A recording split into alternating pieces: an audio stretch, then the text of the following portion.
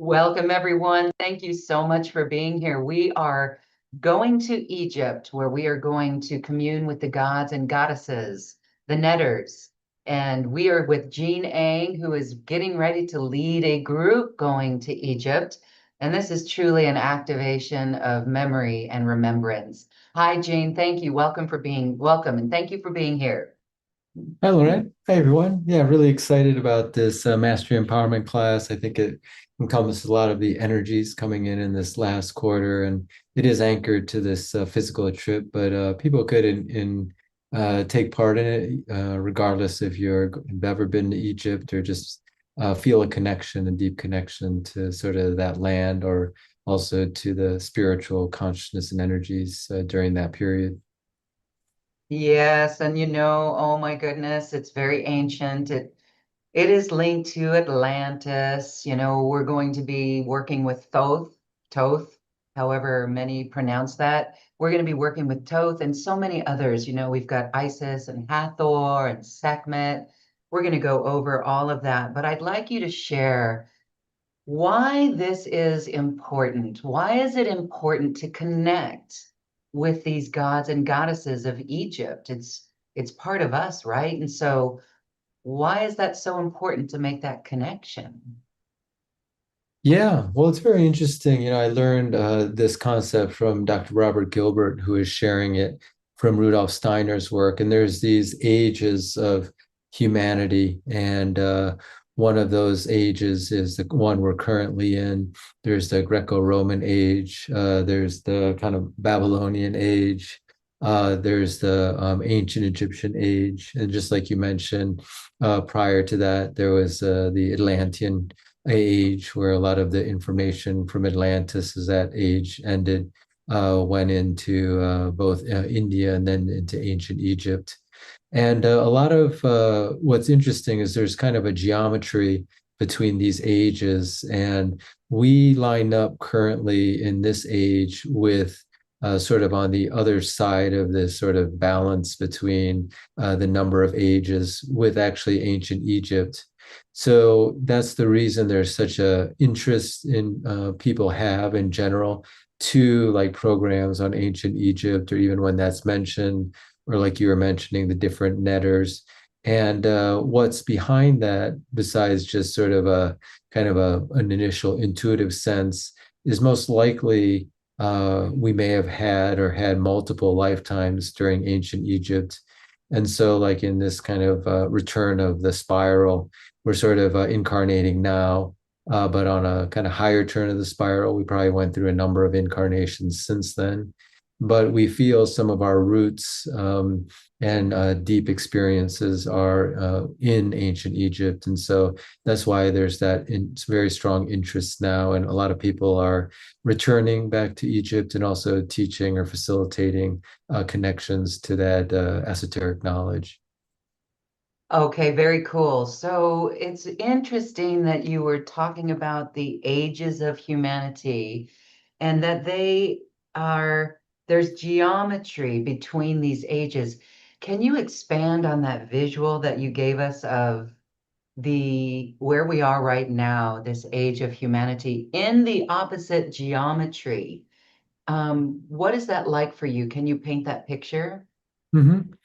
Yeah, it's a little bit like the menorah. If you have seen that symbol, if it has five, like it's usually like candles. Of course, it's a Jewish a symbol, but maybe if people could get a sense of like anything with an odd number, but let's say there's five, or seven, places for the candles.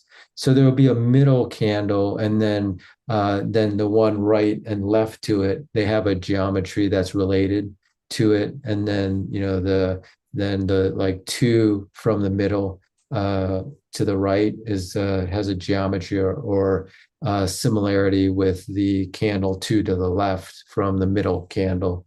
So this is how the geometry kind of relates in terms of these times that we're in. So if you could say like two to the left, we have the ancient Egyptian time, and then two to the right is actually the time we're in now. So these two are kind of resonating with each other, according to this sort of middle period or the middle candle.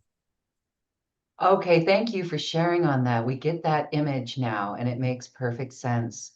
And so here we are in our modern world. And when you look at our modern world and the shifts in the collective, then these gods here have information for us. And what are we going to learn from these various gods as we commune with them and interact with them? Yeah, I think the call now, is really to make our own direct spiritual connection Mm, to these spiritual beings. I think that's what I was mentioning is the turn of the spiral. So mm, maybe previously, or even in this life, we may have been guided to understand a certain deity or higher being through the interpretation or connection of another human being, or maybe it was an organization or a religion or even an esoteric group. And then now, sort of with our maybe deeper understanding, having learned a lot of different modalities and trainings and probably read a lot of books, now the probably the impetus is to make a direct connection, to keep kind of hear the inner voice of those deities directly to us and not through necessarily an interpretation or another connection. So that's why in this master empowerment class, a little bit different than the ones that we've held together. I've shortened the transmission to 30 minutes, which is still a direct download from the divine through those different netters that we're working with. But then what I've found as a tool to make a very direct connection, like this is how I make a connection to the Arcturians, which we've held a lot of classes with, is to do a shamanic journey for 20 minutes in which people will journey to one of those three netters. They can journey, to the other two using the recording, but just for the sake of time and focus. So, and then in the journey to receive whatever information they can, particularly the intention would be sort of initiation information personally from them, but in this direct, this tool of shamanic journeying to make a direct connection. And that's what makes it living. So the idea is like we could read a book about someone's, even an esoteric book, about what someone felt Isis meant to them, and they're kind of presenting that, and that's very good. Um, but that may not actually be how ISIS works in our life now. And the only way to really find that out is to have a tool. There's many tools, but one of them being shamanic journeying that I know and could facilitate. But to have a tool to directly make that connection. It could be through meditation also, which I think a lot of people are doing, or inner vision work, which is, shamanic journeying would be a subset. And then that's the way we can really bring it to our daily life now. yes, okay. And I know so many are working in those realms in that way, and the connections that are made are really supportive for that individual. So this is really wonderful that we're going to be able to do this. And I love how you've done this. So again, I just want to repeat that each of the 3 days that we're going to be together, there's always a beautiful discussion, or I don't want to say lecture, but there's information, a backstory. And then we go into the transmission, and the transmission is so energizing and activating in its own right. But then to go on that shamanic journey, again, this gives us good homework or a study principles that we can use after this series. So those meditations in the shamanic journey are really, again, another powerful way to continue the work and build that connection, which will get stronger when we do that, when we get used to the energies. And so this is a good time to tell us. Who are the nators that we're going to meet, or the gods and goddesses that we're going to work with? Yeah, yeah, of course, this list, rather than one of the considerations is each day we could have focused on one, but there are many netters, and this gives maybe a little bit of a more of an overview to do three at a time. Of course, if this is new for people, which some people might be actually ancient Egyptian sort of scholars, or this might be really your spiritual path. But this list is not exhausted, but it kind of touches some of the high points and the energy and cosmic forces, I think, coming from ancient Egypt to now. So the first three, without maybe consciously trying to do this, you could say is a divine feminine day. There's still other sort of divine feminine netters in the other 2 days. But definitely we start off with Isis, which you could say is the divine Sophia, within ancient Egyptian times. She kind of holds that divine mother, the divine feminine in a global sense for the netters. And many people, men and women now, feel a connection to the Isis mysteries and to Isis herself, and are, really kind of maybe even manifestations of Isis now in the present. We also work with Hathor and or the Hathors. A lot of people have come to know the Hathors through Tom Kenyon's work, who is a sound healer who channels or brings through the Hathors. So they're kind of known for this musical sound or using sound, but they're usually depicted as the cosmic cow, or they're definitely connected to cows who are very spiritual, and in many traditions, such as in India, also in Tanzania, for example, with the Maasai. I'm here in Switzerland. The cows are very venerated for various reasons, but also very spiritual, and they are kind of maybe the physical representation of Hathor or the Hathors. And finally, Sekhmet. Many people connect with Sekhmet. She's the lion face netter. There's even a version of a very similar deity in the Tibetan tradition, who's also a lion faced kind of deity. And so she may be appearing in different ages and different times. The Tibetan Buddhist version, his name is Simahuka, which they have this similar S sound. But this deity may be showing up in different times. Tibet Buddhism being more in the 800 AD, and of course ancient Egypt being a number of thousands of years ago. But she actually is the goddess of war as well as healing.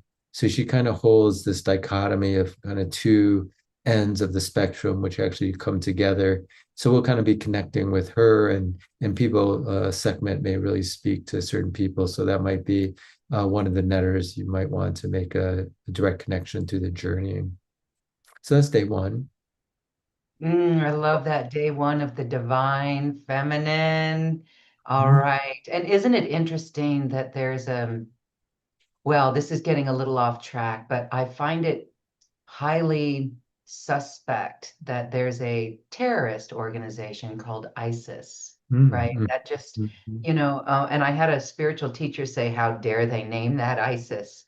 So it's Mhm. almost like this is allowing us to reclaim that name and to commune with her. So it's just very interesting. Don't you find that interesting? Yeah, it is kind of synchronistic in a kind of in that complementary sort of way, kind Kind of a of creepy thing dichotomy too. way. Yeah. Dichotomy. All right. Well, this is the power of that. All right. So then the next day, then I'm assuming would be, wow, the divine feminine. Tell us about those gods.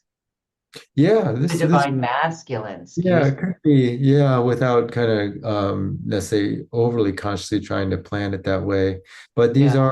are masculine netters, or male form netters. Osiris actually in the legend or myth or story is actually the husband of Isis. So maybe these two netters kind of anchor these 2 days, divine feminine and divine masculine. And if people know the story, Osiris was basically dismembered, cut up by Set, mostly out of jealousy, kind of this pattern that we can see. And then Isis, with the help of Thoth, and a number of other netters, is able to magically and as well as motivationally or with will gather all of Osiris's dismembered body parts and put him back together again. So there's this idea of renewal, transformation when we connect with Osiris. Anubis is known as the god of the underworld, or death and resurrection. Having traveled to Egypt twice in two other trips, there's a lot of temples to Anubis. Of course, all these netters actually at this very magnificent temple to one of the female pharaohs, Hatshepsut. And on two of the sides, or on either side of the kind of main temple, are two smaller but very important temples, one to Anubis, who is this sort of god of the underworld. So that kind of helps us meet our own underworld, come back transformed or resurrected. And in Egypt, they don't have the idea of reincarnation, at least ancient Egypt. It was more resurrection. So we kind of, can move through that theme that may call to you. And sometimes when you see these netters, we'll have some photos, either photos from previous trips or just, in general, photos of these netters. Just by either hearing their name or seeing them, you will kind of remember kind of this idea of remembering from Osiris, maybe a connection to them. And then finally, Thoth, which many people know, many people might already be connecting or even channeling or working with Thoth, who's considered the divine scribe. Also, if you're Hermetic, Hermes Trismegistus is sometimes known as the kind of alchemical Thoth, is also represented as a sort of a status that you can acquire as an initiate. So Thoth kind of gives us that scribe of the divine wisdom coming from ancient Egypt, as well as many other things. But we're kind of connecting to this, very high being who kind of holds a place in the ancient Egyptian spiritual knowledge and initiation. There's so many interesting stories on that whole, like you were saying, the Isis and Osiris, and I recall that so very briefly. And I know in our 3 days together, you'll have more time to explain those stories and share those stories. And you've been to Egypt, and I want to say that when you come back from Egypt, we've done transmissions and they were palpable. They were actually taking us back into Egypt. And so we could feel that. So this is really a journey, whether we're online, we are going to Egypt to feel that frequency with those master teachers, gods and goddesses. Beautiful. So then day three is three more beings. Yeah, these beings sort of hold a kind of a universal energy pattern. But Set, maybe people have or heard of Set, kind of, is the basis of Satan, actually, sort of this underworld, dark side, shadow aspect. And it's good to connect with this energy, this deity, because it's a universal energy. It's represented in ourselves as our dark side, our shadow elements. And the problem, if you don't connect with it, it doesn't, it's sort of like I mean, this is similar, but not exactly the same analogy. Like if you have like a lot of dirt and dust in your bedroom, and then you decide to put a carpet on top of that dirt pile, and then you think it's actually gone, but it's actually still there in your room. So that's the same thing. If we don't address or bring to light our dark side, our shadow element, we can't integrate it into our complete personality, into the light. So Set is sort of that, if we can harness the connection to Set, that's sort of some of the wisdom of connecting to that netter. Of course, all these netters are very deep, and you may also receive a very personal connection and initiation knowledge if you take the journey to them. And just as an aside, if people are really into this, I probably do recommend taking a journey to all nine netters, maybe using the recording to do the other six, because they all have something to say to us personally. But the work would be to actually make that journey to them, which we'll get a really good practice with over the 3 days, doing three of those journeys. A Ma'at, if people know the legend, is kind of the maybe the basis of what we see on a lot, at least in the United States. You have the justice, the woman of justice, holding the scales, because Ma'at's symbol is the scales, the balance of the scales, and supposedly when going through the underworld, the soul will meet Ma'at to be judged. Really, it's just our own judgment.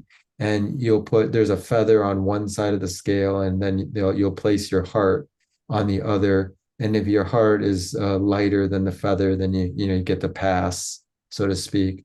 So this is really working on ourselves, working on balancing ourselves in this life, in our life, in kind of this dynamic balance.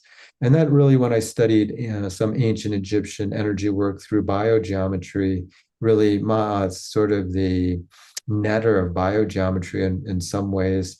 And in biogeometry, you try to balance energetically spaces, places, people. And that's also another representation of this netter's force or wisdom. Finally, the Sphinx. I think many people really resonate just by looking at the Sphinx. There's this sort of unconscious or semi-conscious sense that there's some deep mystery, or some the Sphinx speaks to a lot of people, even if they're not really sure what exactly is being said.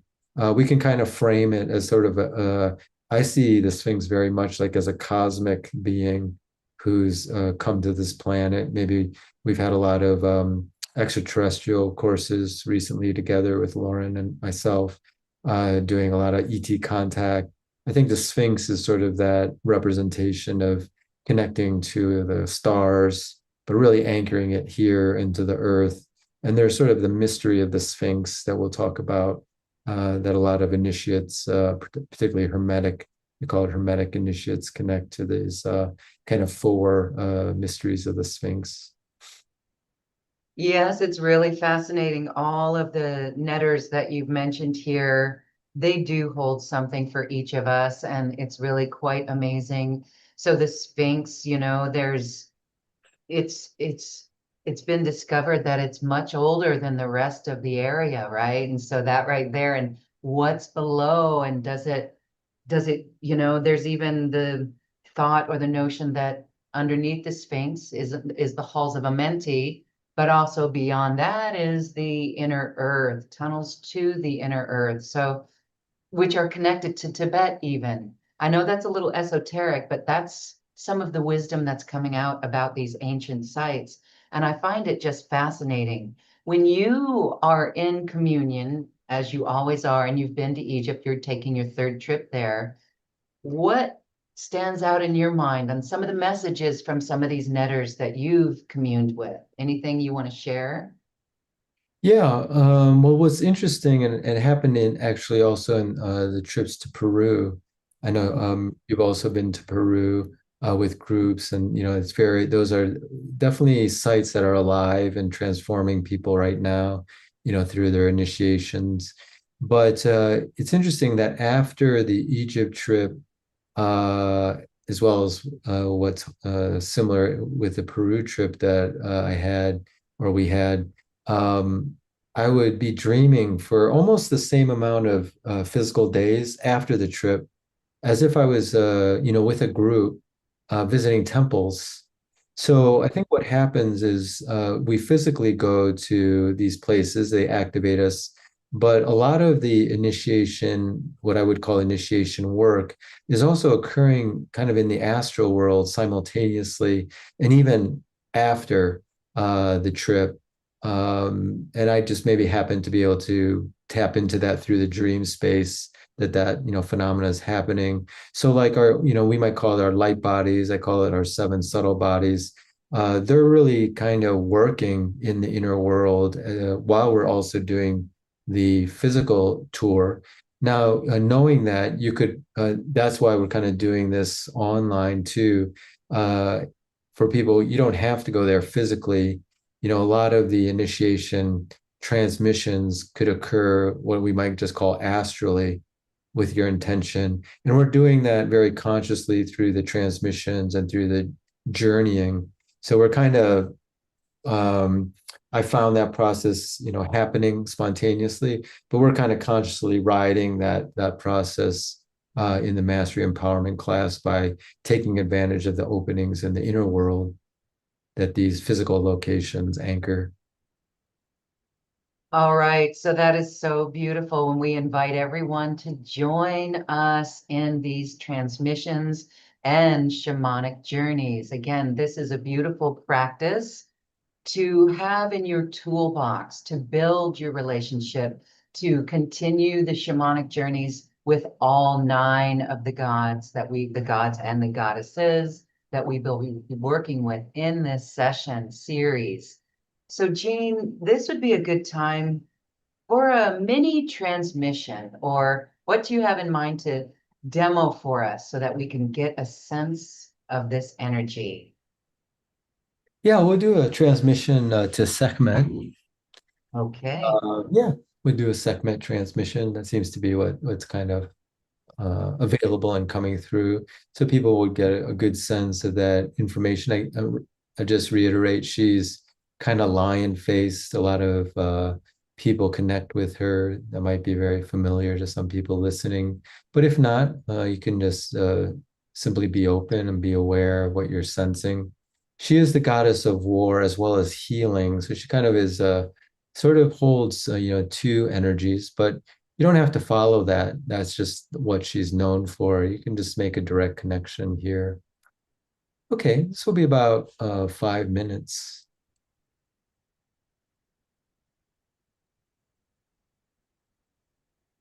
I'll sort of guide the overall transmission.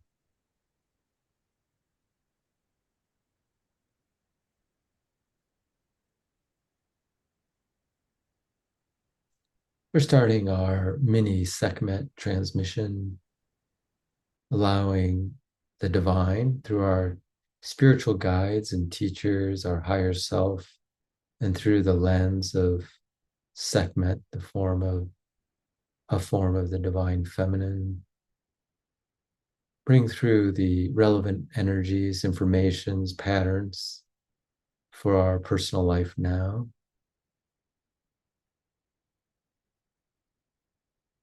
You may have a past life memory or just a kind of an intuition that you might have connected with Sekhmet in the past.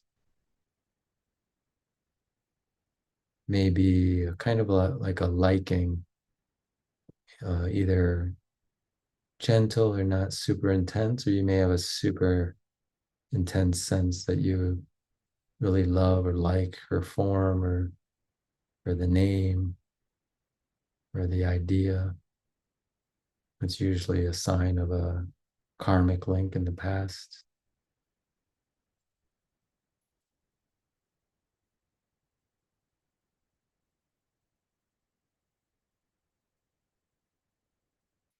Sometimes you can know if you're receiving a download. A lot of people here are very experienced with receiving as well as transmitting downloads, but you may feel a tingling, usually on top of your head at your crown center, sort of as if there's a downpour. Could even just be very light, like a drizzle of energy coming down your pillar and entering your physical energy body, kind of through the head and down through the pillar into your body. And then, if you want, you can anchor it into your soles of your feet and down into the earth. So you sort of let the earth also receive that energetic information. Some people may have felt that when we started or right before we started. It's kind of a sign that that connection is being made. Of course, if you don't feel that or feel anything in particular, you're still receiving the energy, the information. You connection. So we sort of were receiving information from our past connection to Sekhmet. Now we're going into the present, receiving information, usually in what I call pact form, that may speak to us now. And I would let go of any ideas about Sekhmet. It's nice to know what sort of has been known in the past, maybe the way she's characterized. It's sort of like meeting someone. You want to let go of what was written in the internet about them, or maybe just meet them face to face in the here and now.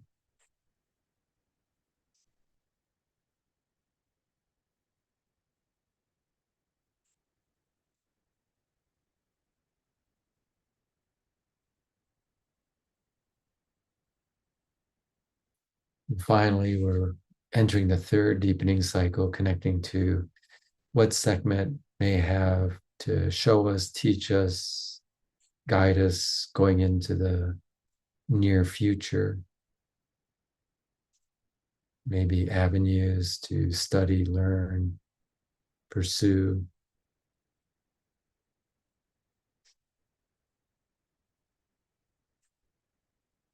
Maybe forms of service, deepening of your healing abilities, your sensing abilities.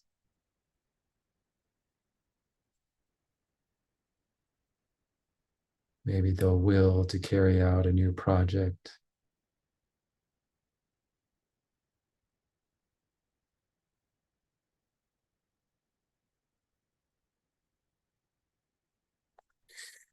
And that is the end of the transmission. So you can gently bring your awareness back to your physical body, moving your fingers and your toes, coming completely back to your physical body.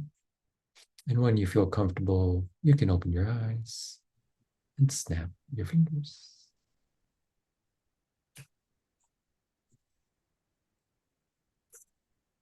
I love that feeling and that connection to Sekhmet. And it's so beautiful. I truly hope everyone is feeling that, feeling the support. What was that like for you? Leave a comment in our YouTube channel if you felt that. That would be really helpful and beneficial for everyone because you help to express your connection. We understand our connection even better. Thank you for that, Jean.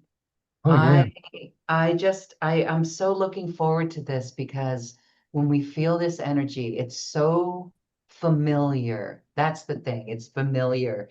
And that's part of the remembrance. So these beings, we become aware that they've been with us on our journey, right? That it's not just, it's again, it's that familiarity of the feeling that I just love.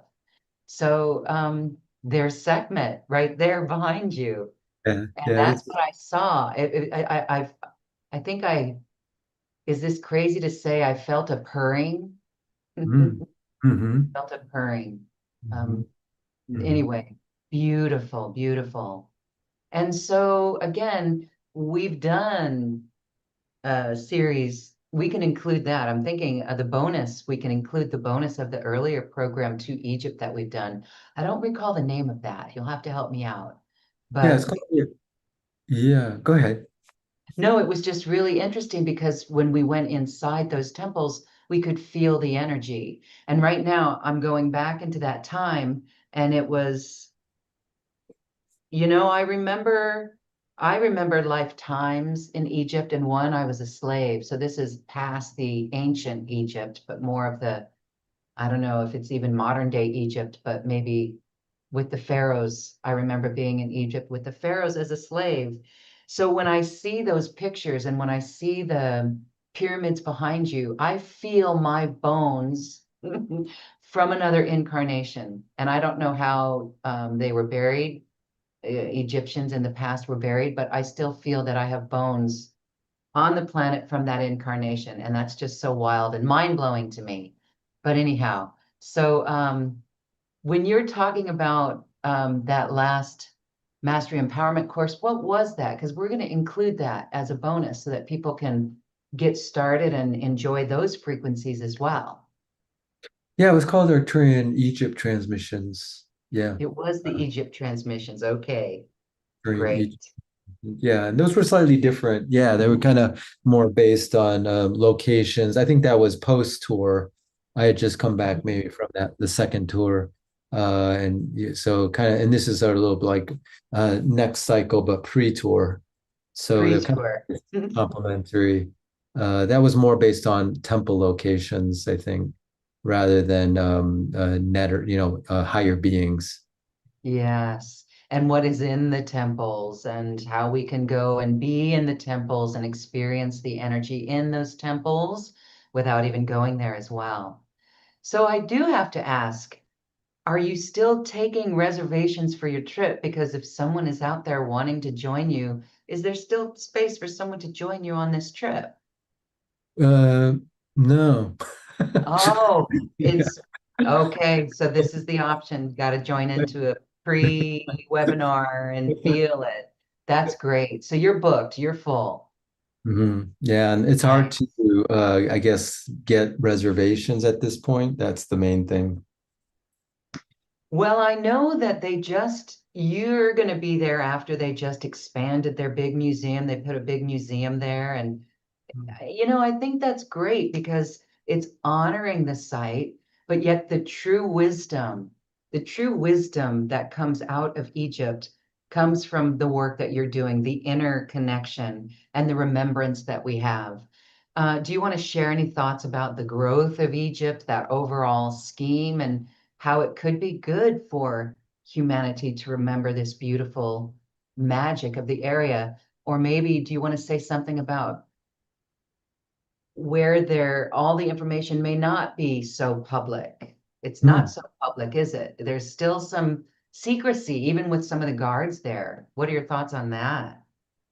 Yeah, yeah. Well, it's interesting you mentioned your past life remembrance there. I think in a personal communication that I heard from a Tibetan teacher that I studied, the Dalai Lama actually remembered a past life in Egypt. And he said he was a worker. I was next to him. We were both slaves together. No, Yeah, I'm saying that just in fun. It's just for fun. yeah, Wow. Well, no wonder, so no wonder there's that connection. Many of us in this group, and it doesn't mean that it's a requirement, but many of us in this group remember past lives, even in Tibet, that Tibetan stream. And Mhm. I'm going to say the Tibetan threads are definitely part of Lemuria, part of the Pleiades, and off planet as well. So it's just very interesting as we remember these things Mhm. more about ourselves by doing ancient connections to the past. Yeah, exactly. And that's actually, you were asking sort of maybe one of the reasons we're kind of making these connections. And there's a Rosicrucian statement about our spiritual path. It's basically first was the memory is the way the statement goes. And basically it means that one of the important aspects that we need to do on our current spiritual path is to remember our relevant past lives because they kind of we're like a continuing story in a novel. So we kind of don't remember the previous chapters. Let's say we're the writer. It's difficult to write this chapter. And what's just so that's why it's we just have this maybe semi-conscious feeling like Egypt's interesting, or yeah, I had a past life there, but we're trying to make that very conscious, like through these practices, because then it speaks to your current spiritual path. And just to say, like for example, the Rosicrucians, they actually previous lives as around Christian Rosenkreuz, who's the founder of Rosicrucianism, who was also Saint John the Divine, as well as maybe some people like felt he was maybe Saint Germain, that same soul. Um, they all had incarnated around Hatshepsut in ancient Egypt, which this is the temple that I was mentioning of Hatshepsut. Wow. Yeah, and she had a very important um, kind of director she worked with. His name was Sekhmet, who actually was the architect of this temple. So all the initiates around Hatshepsut, this very powerful female pharaoh, and Sekhmet, actually they all reincarnate to start Rosicrucianism. So that's kind of the lore. So we're kind of in a similar vein. Maybe you were even, maybe some people here were even part of this initiation stream. Yeah, and now we're here. That was a couple hundred years ago, Christian Rosenkreuz, and then of course ancient Egypt a couple thousand years ago. But we're all here now. We certainly are all here now. We are all here now. And so, as we close, I just want to say that this remembrance, this heart light love that we remember is the key, is the work that we do.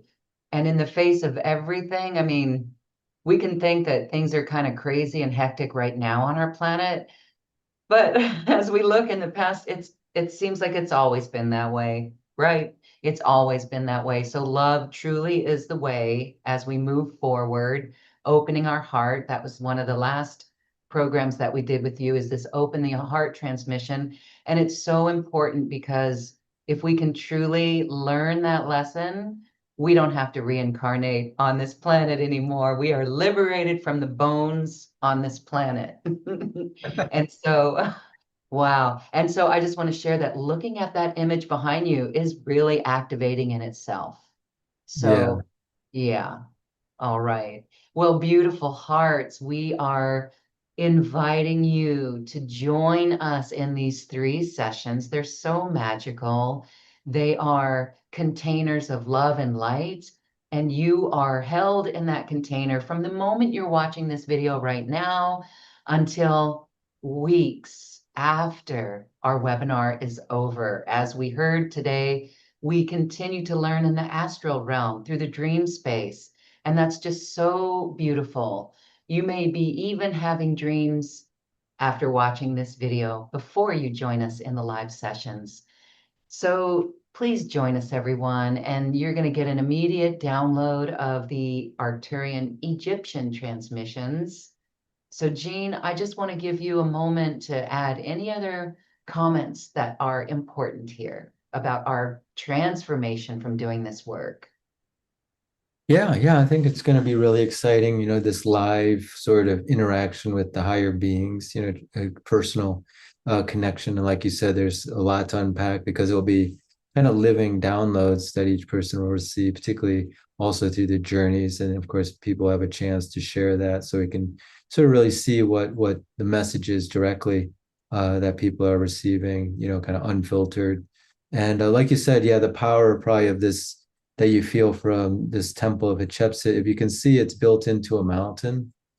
And it's really that's pretty amazing energy coming through that mountain. If the rest of the photo would have been there, you'd see like this huge mountain range. So it's kind of built into that mountain, which is, really powerful energetically. And there's beings in those pillars of the rock, natural nature beings. I'm sensing those as well. Truly magnificent and truly something so connected to the earth and Gaia. Wow. There is so much more to be revealed on this planet. And I'm sensing that there's so much more underground, even underground in that temple system. Amazing, amazing. Well, join us, everyone, and tune up your intuition, receive these living downloads, let them awaken you in new ways. This is over 6 hours that we're going to be together, and it's all recorded if you can't be live. And then again, each of those sessions, the transmissions and the shamanic journeys, will be extracted into their own programs so you can continue to work with those. Thank you so much, Jean. We're really looking forward to this. And everyone, please join us on this beautiful journey. We'll see you inside. Thank you, thank you, thank you. Namaste. Bye, everyone. Bye. This has been a presentation of New Earth One Network, your home for New Earth living. access information, education, and videos on living from the heart in unity consciousness. Visit newearth1.com.